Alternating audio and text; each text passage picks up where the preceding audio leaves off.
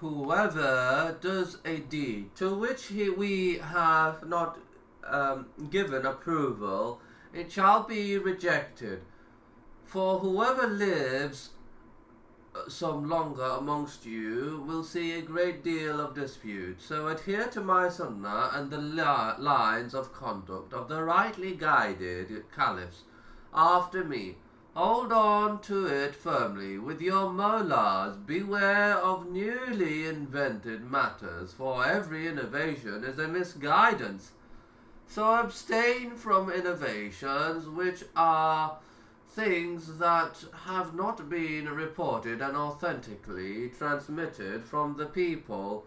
From that also is that the weak narrations which have been clearly mentioned to be weak by the scholars, do not ascribe them to Allah's Messenger by way of affirmation.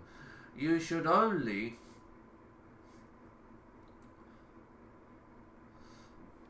say it is reported from Allah's Messenger, or it is transmitted from Allah's Messenger. Do not say Allah's Messenger said such and such, or Allah's Messenger did such and such. You should rather employ the sigat, an expression that show weakness.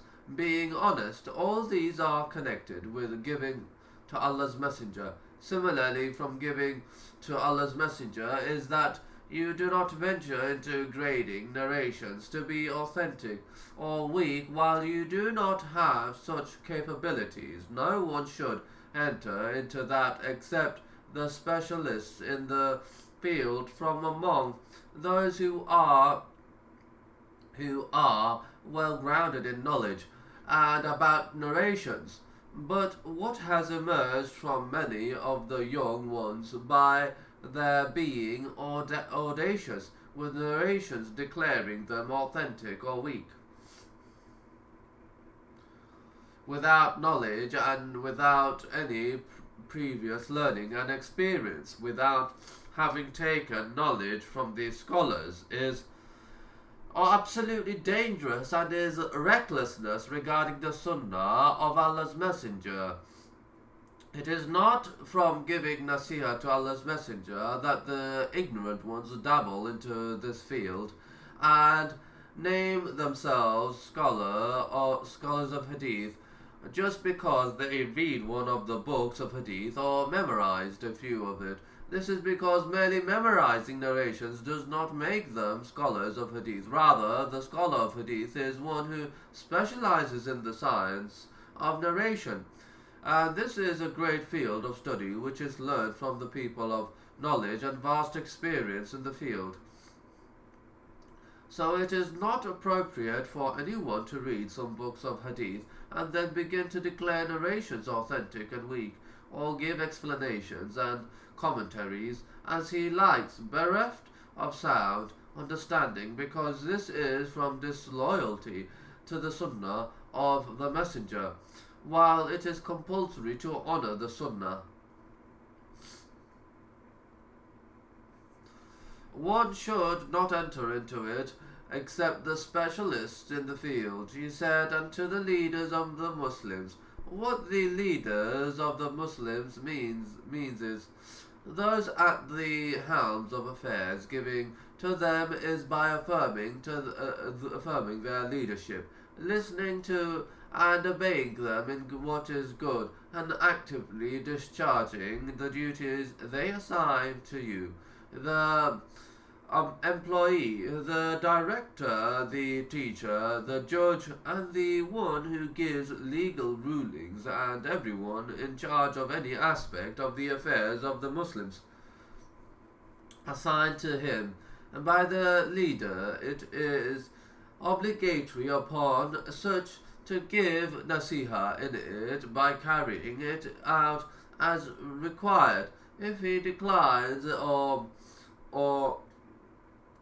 is negligent, then he is not giving nasiha to the leader in authority. This is because you have been entrusted to do the job, but you failed to do so or were negligent with it.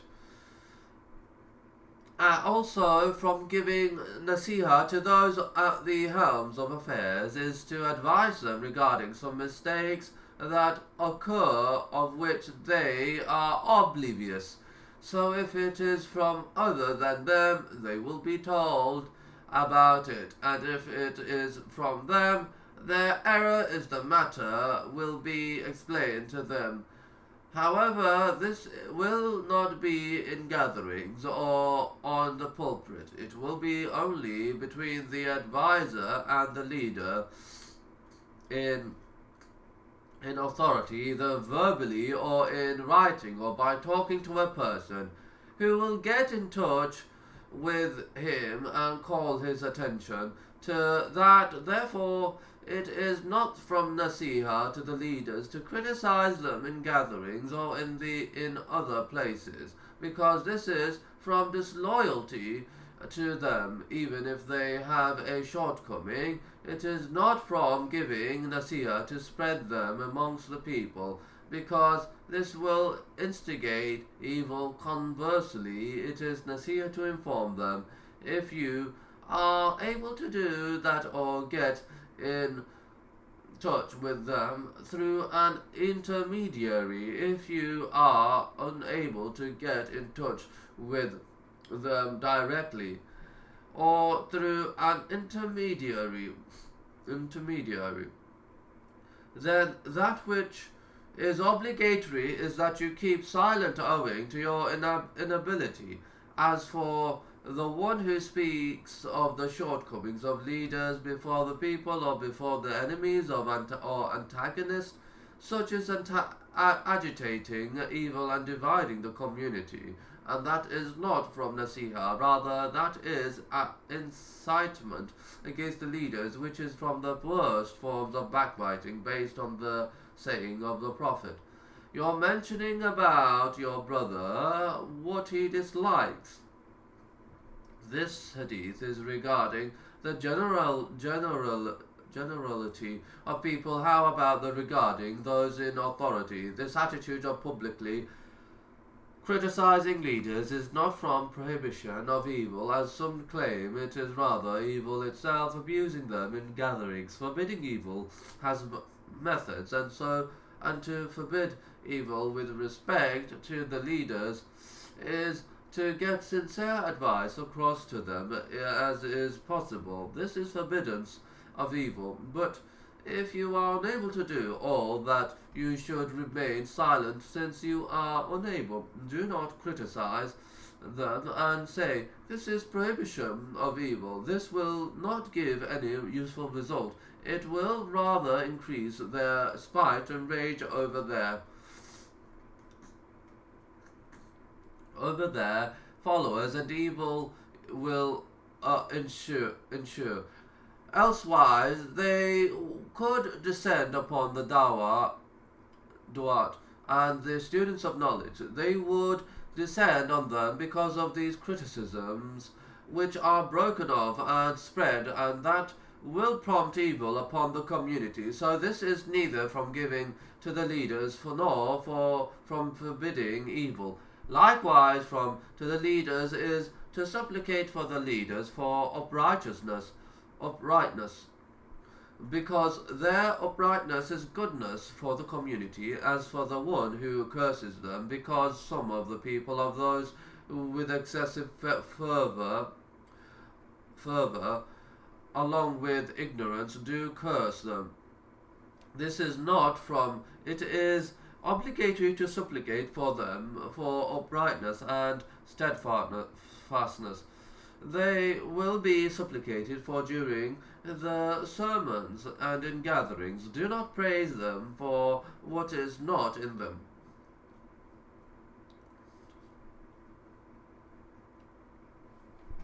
What is not in them.